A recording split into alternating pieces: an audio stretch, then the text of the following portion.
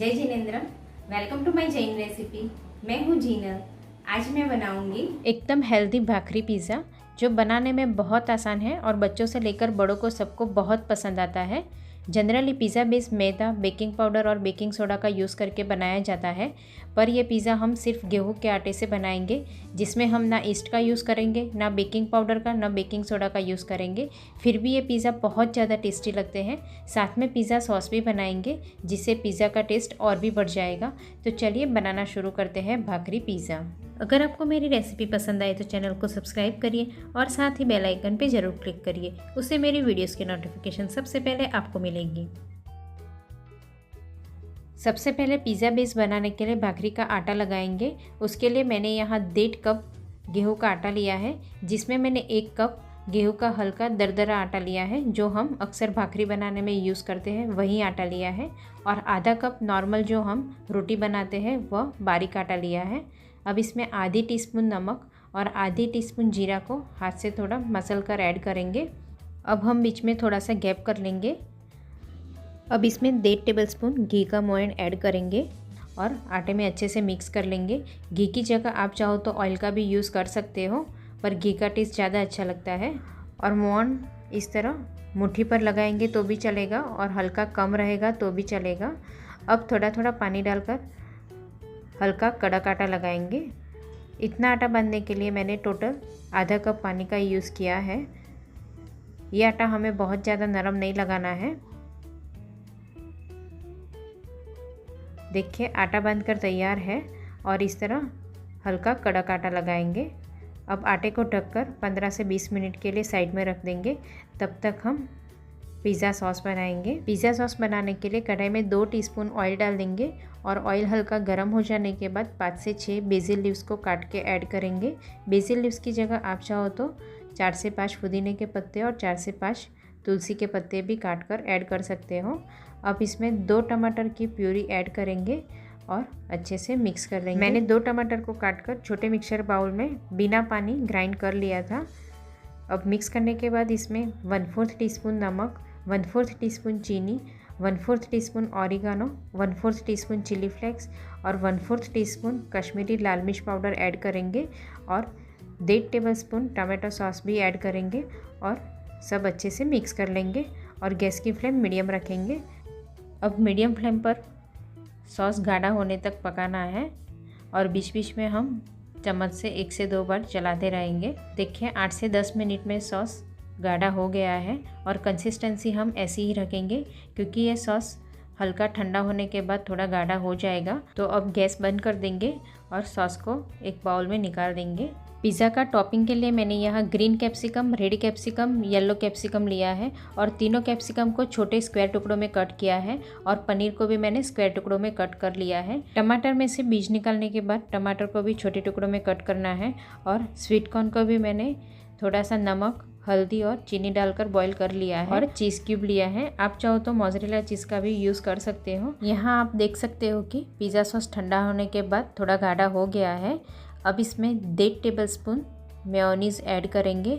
Mayonnaise घर पर कैसे बनाना है उसकी लिंक मैंने नीचे डिस्क्रिप्शन बॉक्स में दे दी है। पिज़्ज़ा सॉस में थोड़ा सा मेयोनीज़ ऐड करने से पिज़्ज़ा का टेस्ट और भी बढ़ जाएगा। दोनों को अच्छे से मिक्स कर लेंगे।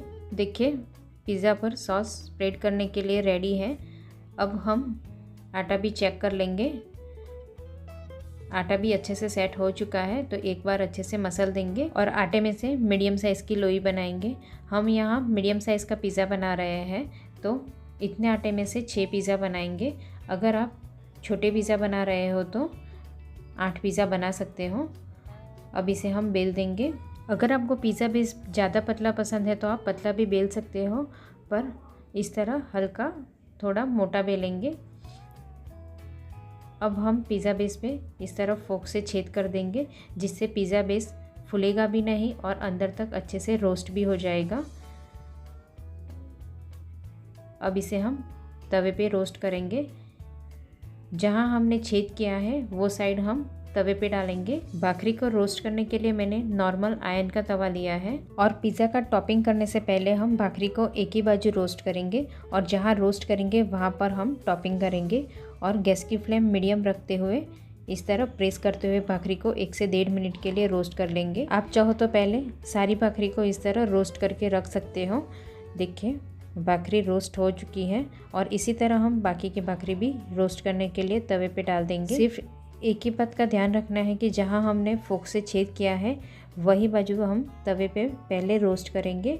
ये भाखरी भी रोस्ट हो चुकी है। अब पिज़्ज़ा पे टॉपिंग करेंगे और जहाँ हमने रोस्ट किया है वही टॉपिंग करेंगे और दूसरी बाजू हम टॉपिंग करने के बाद रोस्ट करने के लिए रखेंगे। अब पहले पिज़्ज़ा सॉस स्प्रेड कर देंगे। पिज़्ज़ा सॉस आप अपने पसंद से कम ज़्यादा ऐड कर सकते हो और ये पिज़्ज़ा सॉस से पिज़्ज़ा का टेस्ट और भी बढ़ जाता है। अब पिज़्ज़ा सॉस स्प्रेड करने के बाद ऊपर थोड़ा सा चीज़ स्प्रेड कर देंगे। मैंने प्रोसेस चीज़ का ही यूज़ किया है, आप चाहो तो मोज़रेला चीज़ का भी यूज़ कर सकते हो। अब पहले ग्रीन कैप्सिकम रख देंगे, फिर येलो कैप्सिकम रखेंगे और फिर रेड कैप्सिकम को भी डाल देंगे। टॉपिंग आप अपने पसंद के अनुसार कम ज़्यादा कर सकते हो।